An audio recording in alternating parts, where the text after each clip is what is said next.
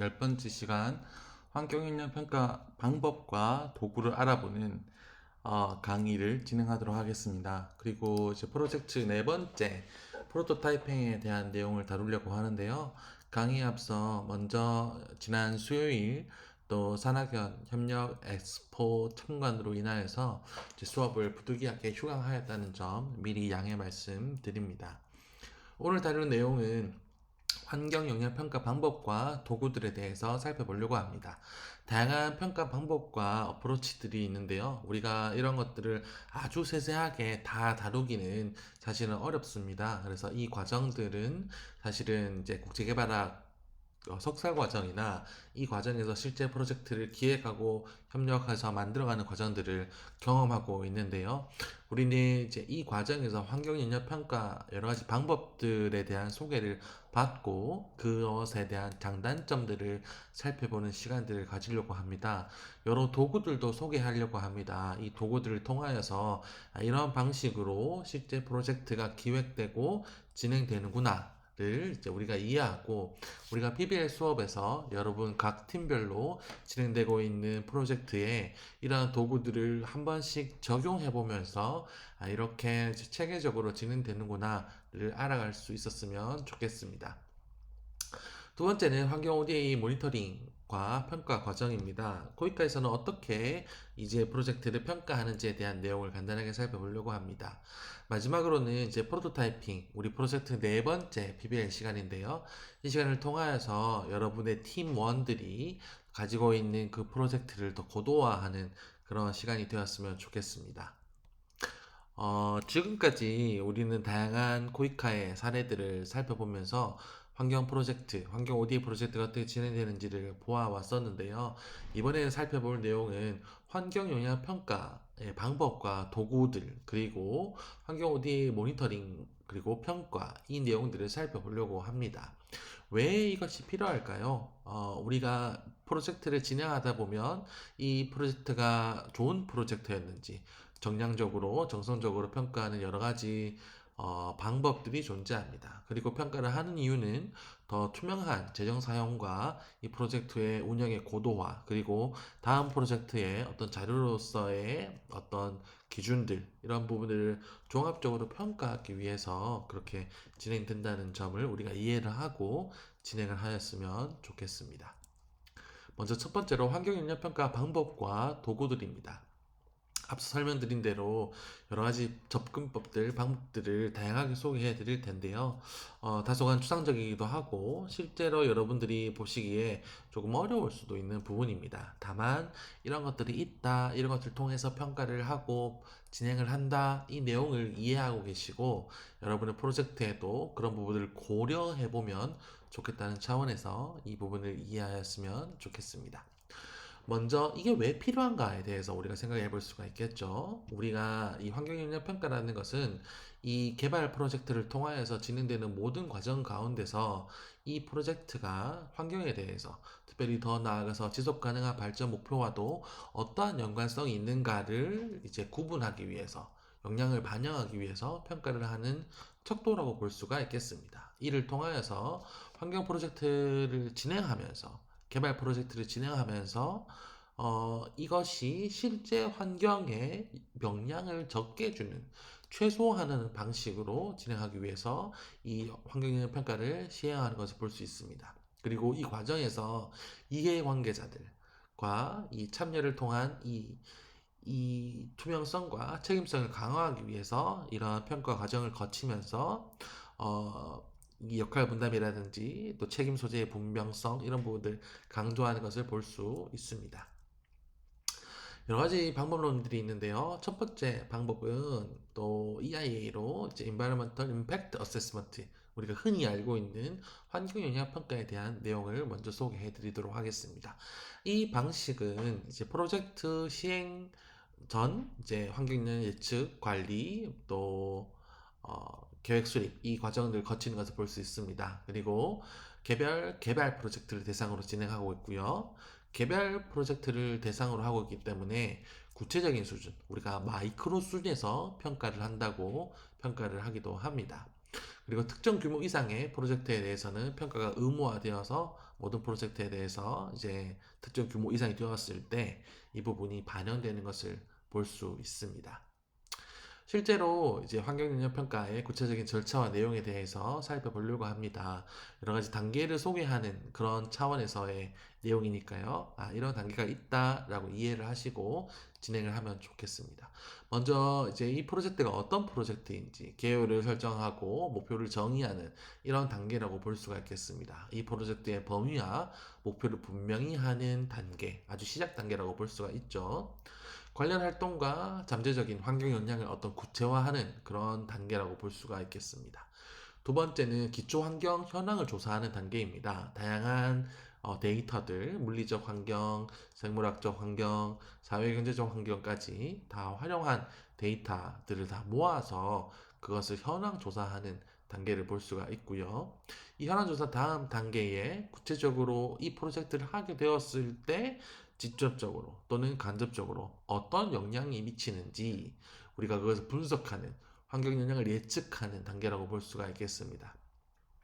이 프로젝트를 함으로 인하여서 이 공간적 범위와 시간적인 지속성 가운데 어떤 영향력이 나타나는가 이런 것들을 볼 수가 있겠죠. 정량적 모델링, 우리가 통계학적 기법을 활용하여서 이런 내용이 나온다든지 또는 시나리오 분석, 무엇을 했을 때 어떤 효과가 나타나고 인과관계적으로 어떤 것이 나타난다 이런 시나리오를 통하여서 그 부분을 평가할 수도 예측할 수도 있는 것을 볼 수 있습니다.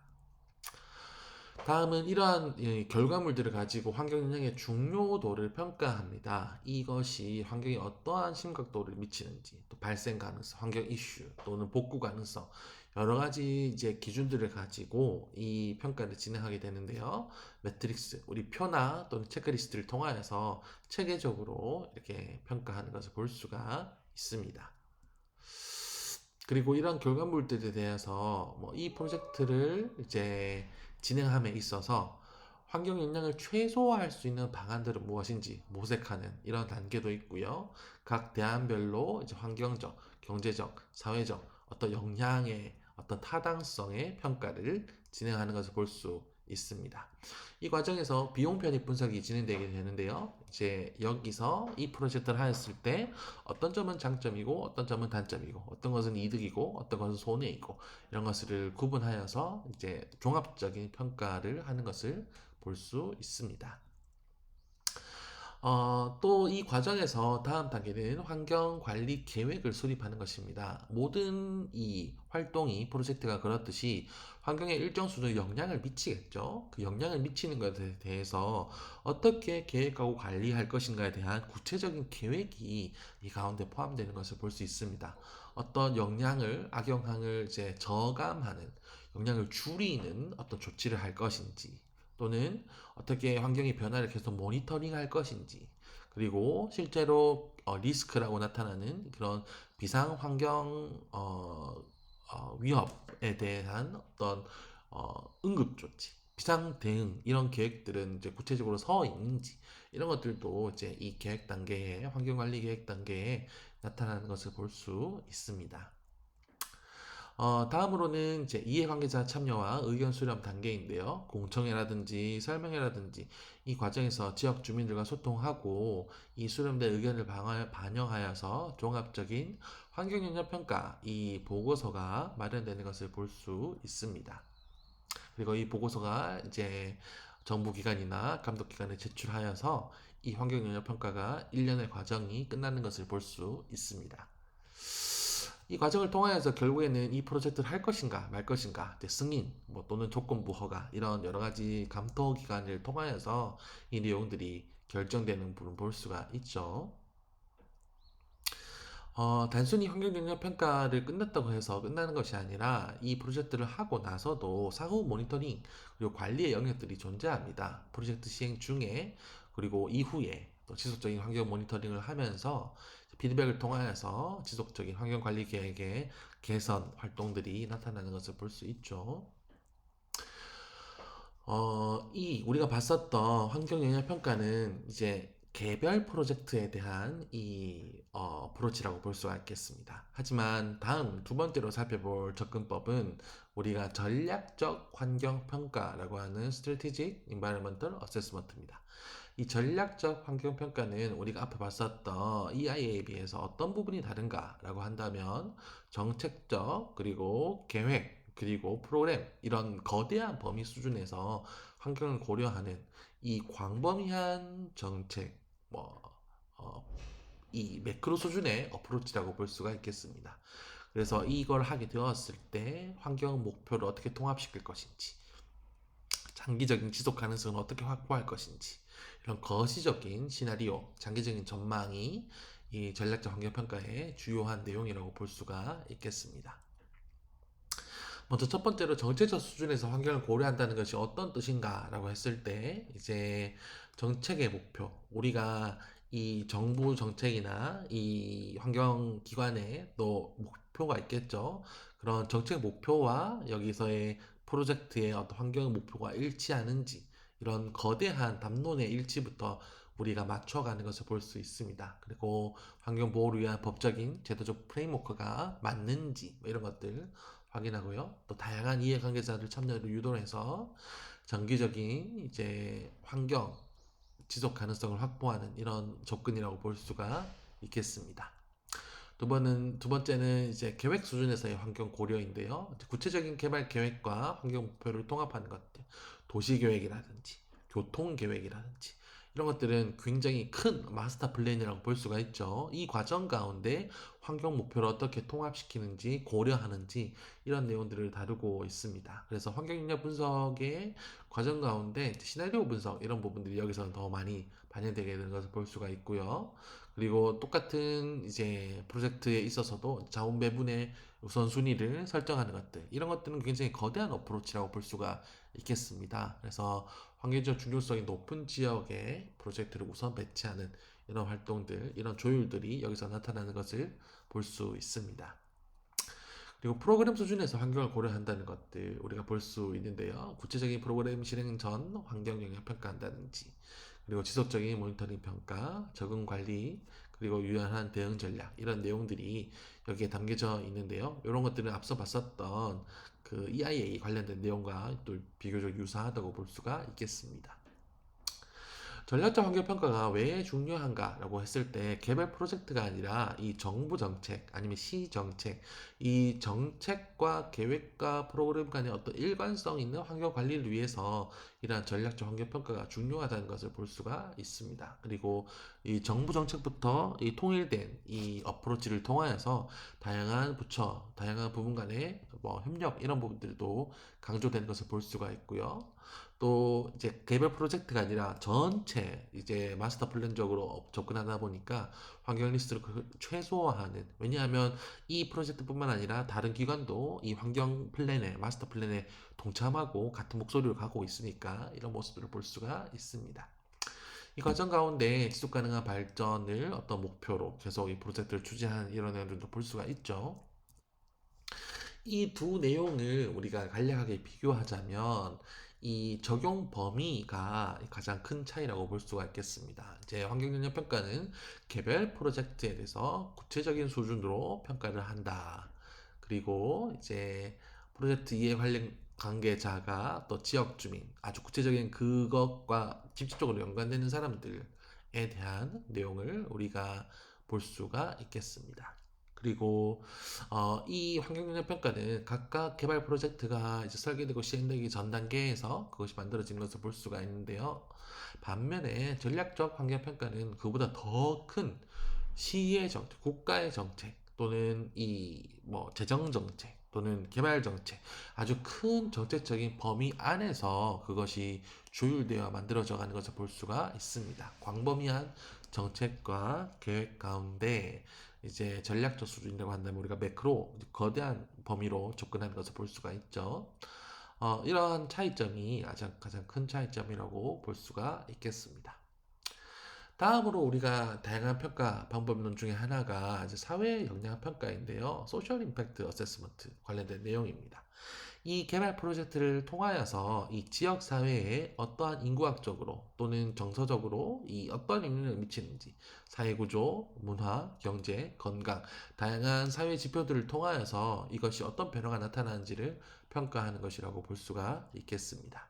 그래서 다양한 영향이라고 한다면 경제적 영향도 있을 수 있고요. 여기 보시는 것처럼 일자리 창출, 소득 증대, 지역 경제 구조의 변화, 또 자원 배분의 불균형 발생 가능성이 있는지 없는지 어떤 프로젝트의 시행의 여부에 따라서 이런 경제적 영향을 평가한다든지 또는 문화적인 영향으로서 지역 전통 문화를 보존한다든지 또는 이 개발 프로젝트를 통하여서 전통 문화가 훼손된다든지 그런 것들을 볼 수가 있겠죠. 왜 그렇게 훼손되는가라고 한다면 개발 프로젝트를 통하여서 기존의 전통 문화를 유지하고 있었던 환경 가운데 외부 문화를 유입함으로써 어떤 문화적 동질성이 변화된다든지 이런 것들도 사회적인 변화라고 볼 수가 있겠습니다.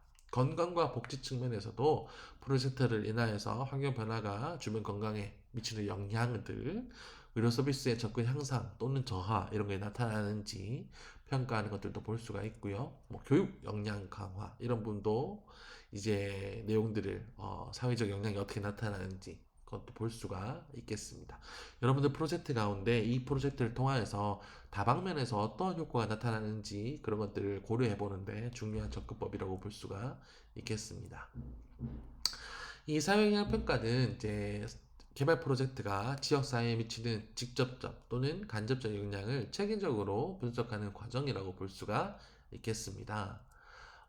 이 단계를 보시면 기초 자료를 수집하고 여기는 인구적인 데이터, 경제, 교육, 건강, 사회를 평가하는 다양한 지표들이 여기에 다 포함되는 것을 볼 수 있습니다. 이런 통계 자료뿐만 아니라 주민들의 인터뷰, 설문조사 이렇게 정성 자료, 우리가 퀄리티브 데이터라고 표현하죠. 이런 것들도 다 여기에 반영되는 것을 볼 수 있습니다. 그리고 이런 것들을 데이터를 통하여서 영향을 예측하는 것이죠. 이 프로젝트를 인하여서 긍정적인 영향이 올 것이다. 부정적인 영향이 올 것이다. 단기적, 장기적 이런 영향을 볼 수 있습니다.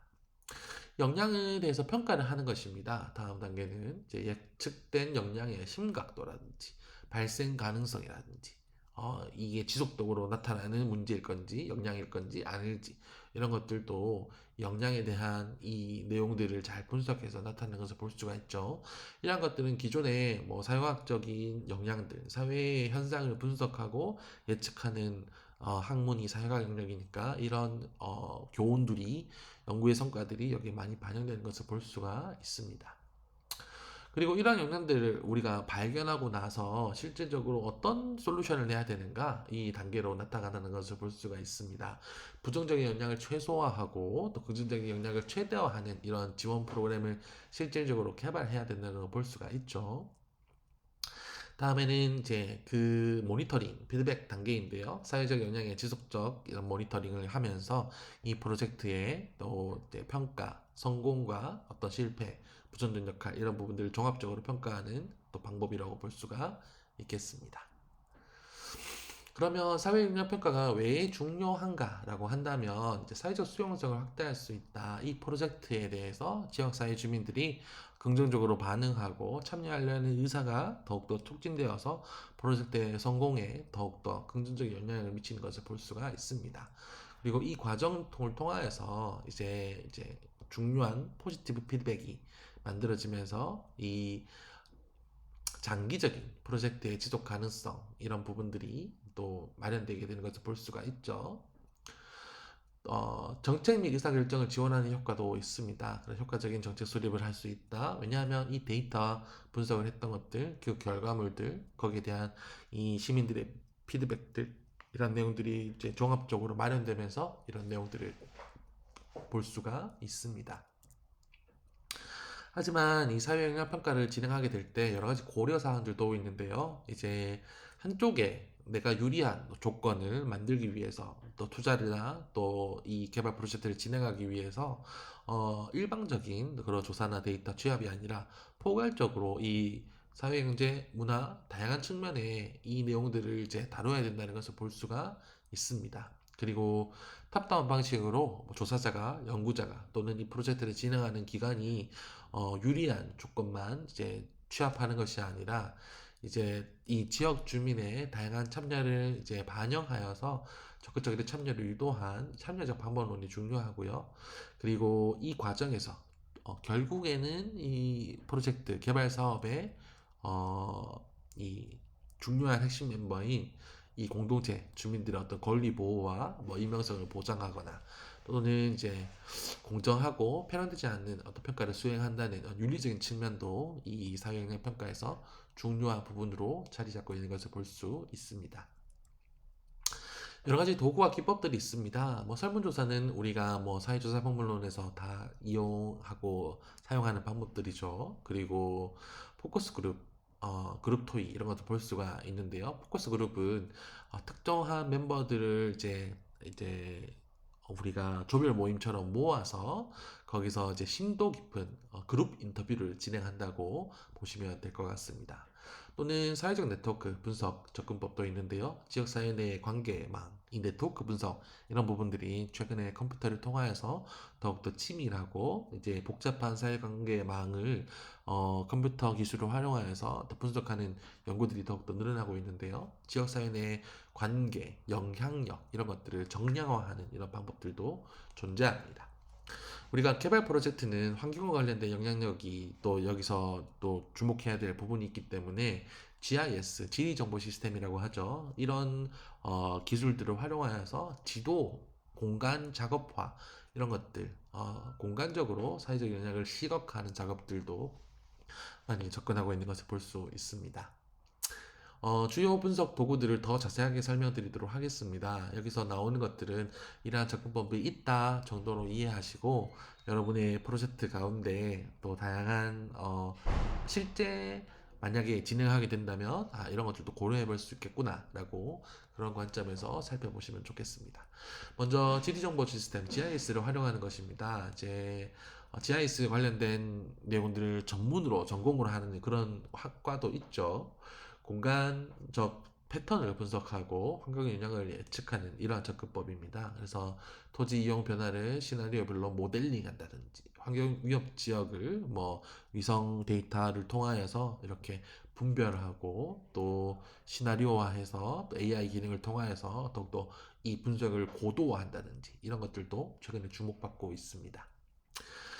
GIS를 활용한 이제 사례를 본다면 아프리카 사막화 방지에 관한 프로젝트라고 볼 수가 있겠습니다. 위성 데이터들을 활용하여서 사막화 지대 속도와 패턴, 방향 이런 것들을 분석하고 시나리오를 이제 개발하여서 더 효과적으로 이제 개발 프로젝트, 사막화 방지 프로젝트를 진행하는 것을 볼 수 있죠. 이 과정에서 커뮤니티가 어떻게 참여하고 있는지 그런 것들도 다 지도와 데이터화해서 분석하는 것을 볼 수가 있습니다.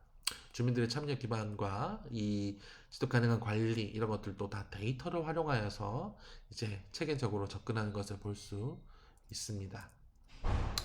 두 번째 평가 방법은 평가 도구라고 할 수 있겠죠. 이거는 전 과정 평가입니다. 그래서 전 과정을 우리가 평가하는데 특히 이것은 탄소 배출과 관련해서 에너지 소비량이 어떻게 또 형성되어 있는지 구성되어 있는지 그런 것들을 평가하는 접근이라고 볼 수가 있겠습니다. 최근에 또 많이 주목하고 있는 방향이죠. 그래서 원료의 채취부터 만들어지고 재사용되고 완전한 폐기까지 전 과정, 만들어지는 과정에서 이제 어떻게 환경에 영향을 미치는지 그런 과정을 분석하고 있습니다. 단계별로 보시면 원료의 채취 단계, 만드는 단계, 운송, 설치, 그리고 우리가 소비자들이 사용하는 것, 운영, 그리고 유지 보수, 그리고 다 사용하고 나서 폐기, 그리고 재활용 단계까지 이어지는 이 일련의 과정이 있는데요. 대부분 이제 탄소 발자국, 또 에너지 소비량으로 이제 산정하여서 이제 이것이 얼마나 환경에 영향을 미치는지 이렇게 분석하는 도구라고 볼 수 있겠습니다. 여기는 오타가 있네요. 태양광 절전 시스템입니다. 다음 도구는 감수성 래핑입니다. 감수성이라고 한다면 감성이 풍부해 뭐 그런 내용은 아니고요. 이제 민감도라고 볼 수가 있겠습니다. 그래서 환경적으로 어떤 지역이 민감한지 식별하고 우선순위를 설정하는 이런 지리정보 시스템과 연계해서 이렇게 나타나는 것으로 볼 수가 있는데요.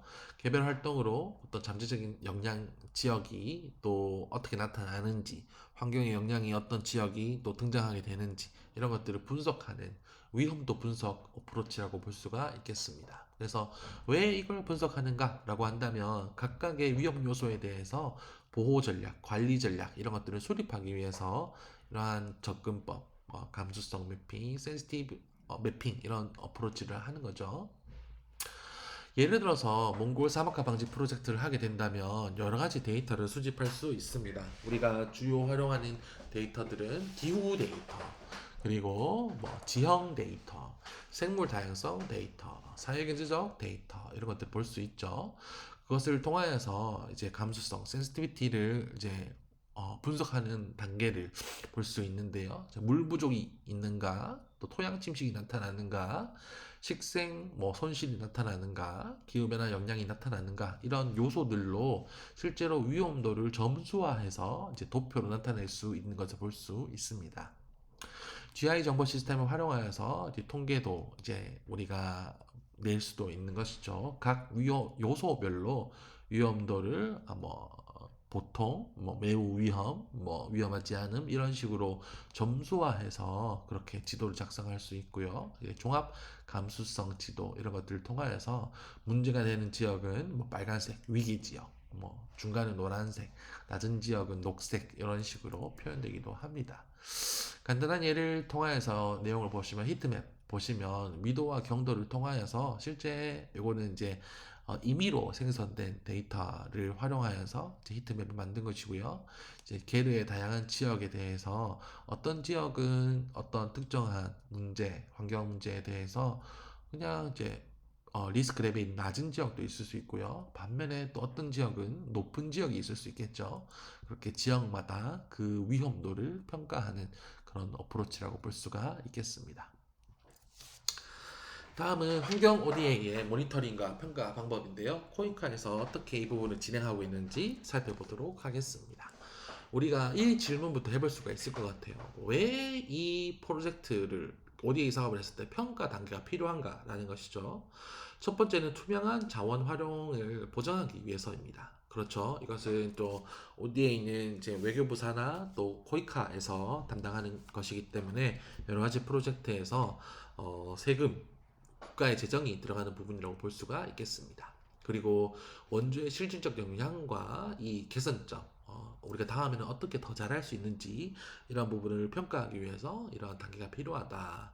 그리고 이 프로젝트가 이제 국제적인 활동을 하게 되는데 이 상대방 국가 그리고 다양한 국제 기관들 또는 이 사적 영역들 기업들이 참여하게 되면서 국제사회에서의 신뢰도 구축과 파트너십 강화를 위해서 이 평가 단계가 굉장히 중요하다는 것을 볼 수 있습니다. 그래서 다양한 이제 모니터링 접근법들이 있는데요. 성과 지표를 개발하고 현장 데이터, 현장 조사 이 데이터를 수집하고 실시간 모니터링 시스템을 구축하는 것이 중요하다는 것을 볼 수 있습니다. 한 가지 또 몇 가지 사례 중에 이제 평가 프레임워크를 소개해 드리려고 하는데요. 논리적 프레임워크 접근법입니다. 뭐 로지컬 프레임워크라고 해서 줄여서 록 프레임 이렇게 표현하기도 하는데요.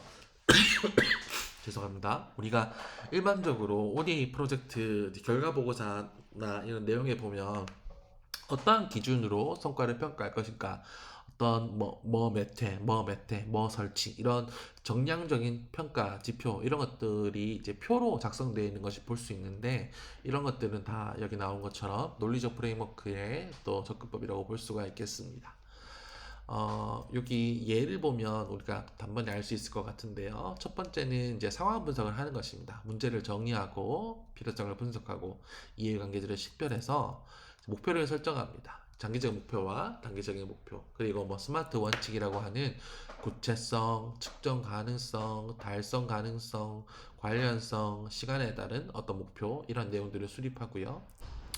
산출물, 이 프로젝트를 해서 어떤 요소에 대해서 산출물이 있을 것인가, 어떤 활동 계획이 있을 것인가, 이런 이제 측정 가능한 산출물들, 정량적으로 뭐 잘했다, 성공적이었다가 아니라 어떤 사막화 방지 어떤 프로젝트라고 한다면 뭐 헥타르에 어떤 나무를 심고 몇 회 심고 뭐 이런 구체적인 정량적인 지표가 구체적인 산출물로 나타나는 것을 볼 수 있습니다.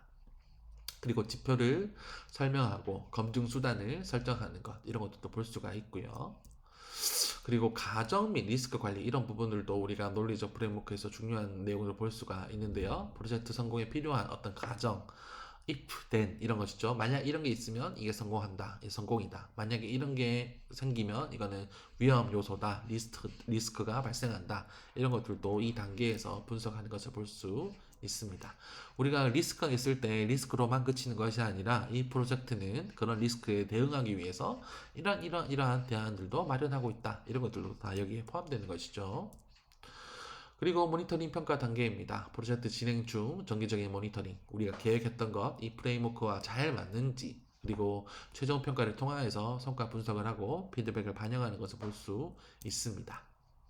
대표적인 이 하나의 예시로 본다면 약 간략하게 만든 표가 이런 내용이라고 볼 수가 있겠습니다. 논리적 프레임워크라고 볼 수가 있겠죠. 목표, 목적, 산출물, 활동, 어떤 지표, 뭐 검증 수단, 뭐 가정 이런 내용들이 이제 구체적으로 나타나는 것을 볼 수가 있습니다. 이런 내용들은 이제 결과 보고서나 이런 내용들을 보시면 여러분들 익숙하게 보는 내용들이라고 이야기할 수 있겠습니다. 여기 이제 큰 주제부터 이제 어떻게 세부로 다운되는지 그리고 이제 바텀업 부분은 어떻게 또 이런 내용들이 올라가는지 설명을 하고 있는데요. 정량적으로 정성적으로 이 구조화해서 이 내용들을 이제 평가하는 것을 볼 수 있습니다. 이러한 논리적 프레임워크의 장단점도 존재하는데요. 장점은 명확한 구조화입니다. 우리가 성공했다, 뭐 부족했다, 뭐 이렇게 평가할 수 있는 그 기준이 명확하게 표로 정리되는 내용이 있어서 이제 명확하게 구조화되고 있고 성과 측정이 용이하고 이 표를 가지고 이해 관계자들 간에 자 우리가 성공하기 위해서는 이런 것을 해야 됩니다. 우리가 다 이해하기 쉽게 그렇게 만들어진 것이죠. 그리고 리스크 관리도 용이한 것을 볼 수가 있습니다. 하지만 모든 계획대로 다 되지 않는 것이 프로젝트의 어떤 내용이듯이 변화하는 상황에 따라서 유연성이 부족한다든지 또는 이렇게 모든 프로젝트의 성과물이 뭔지 성과물을 어떻게 측정할 건지 뭐 그 측정의 어떤 도구들은 뭔지 이렇게 구분화해 두는 것이 좀 복잡한 수도 있다고 이야기하고 있습니다. 왜냐하면 어떤 특정한 영역들에 대한 성과는 정량화되기 어려운 것도 있거든요. 예를 들어서 공동체의 뭐 기후위기 대응 협응력, 협동심이 증가되었다. 이거는 어떻게 측정할 것인가? 이런 것도 좀 고민이긴 하죠. 또는 과도한 형식화, 이러한 도표를 채우기 위해서 또 보고서를 또 만들고 하는 이런 실질적인 활동보다 보고서의 내용을 채우는 활동들로 이루어질 수 있는 비판도 존재합니다. 다음은 이제 코이카의 평가 모델에 대해서 간략하게 소개하도록 하겠습니다. 코이카는 국제개발협력위원회의 기준에 따라서 평가를 하고 있는데요. 대부분 앞서 봤었던 논리적 프레임워크 이런 내용들을 적극적으로 활용을 하고 있습니다.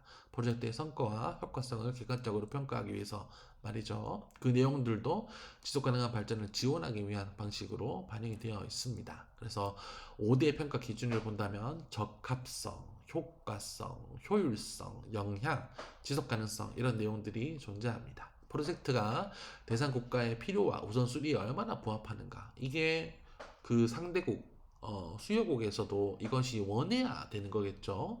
효과성 프로젝트가 목표를 달성하는데 얼마나 효과적인가. 효율성 자원을 얼마나 활용해서 비용 대비 성과가 얼마나 나타나는가 이런 것들. 영향 프로젝트가 장기적으로 환경적, 사회적 영향을 어떻게 긍정적으로 미치는가 이 개발 프로젝트가.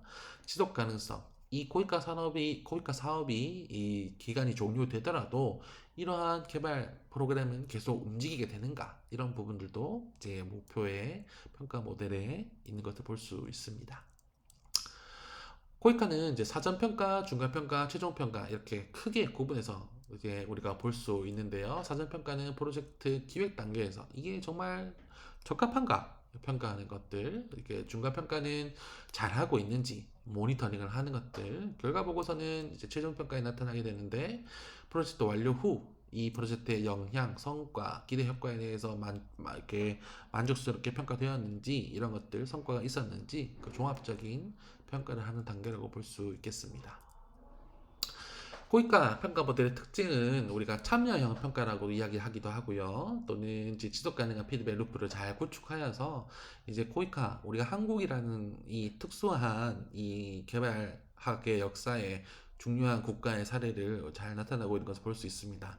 한국은 한국 전쟁 이후에 또 이제 단기간에 이제 개발도상국 그룹에서 그렇죠. 선진국 그룹 가운데 이제 포함되었었던 이제 유일한 사례라고 웅크타드에서 이야기를 하고 있습니다. 그 말인즉슨 이제 개발학 영역에서도 우수한 사례이고 이제 그 한국이 다른 이제 개발도상국을 이제 지원해주는 이러한 사례로서 아주 중요한 활동 기구라고 볼 수가 있겠습니다.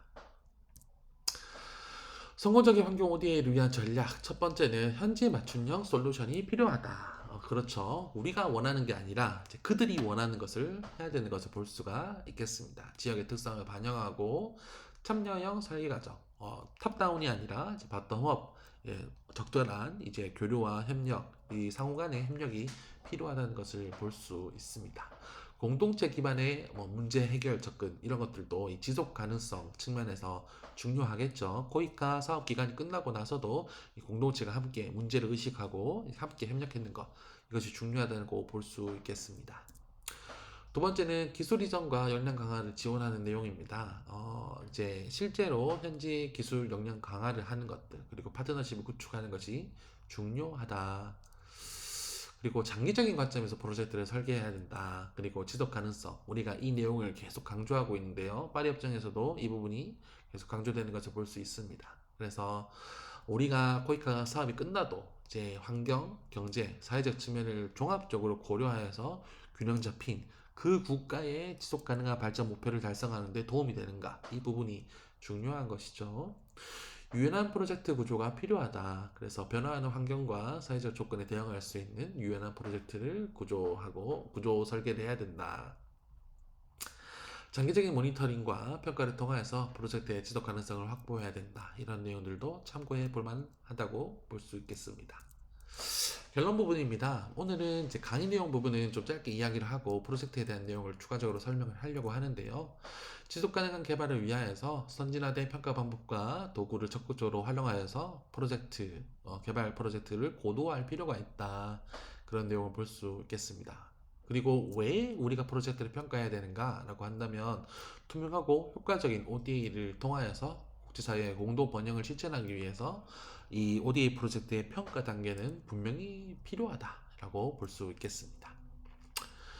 지속적인 우리가 지속 가능성을 추구하는 이 국제 개발 환경에서 어떤 요소들이 필요한가? 통합적 접근, 이해관계자의 적극적인 참여, 지속 가능한 관리 이런 요소들이 꼭지들이 필요하다고 살펴보았습니다.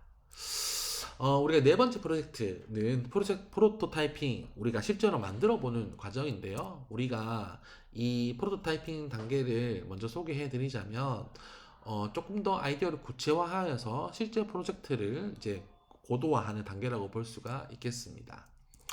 문제 설정과 분석을 하는 단계, 그리고 여기 나와 있는 것처럼 지역 기반 대응 솔루션을 제안하는 단계, 그리고 이제 프로젝트 설계, 실행 계획, 이 만들어가는 과정들,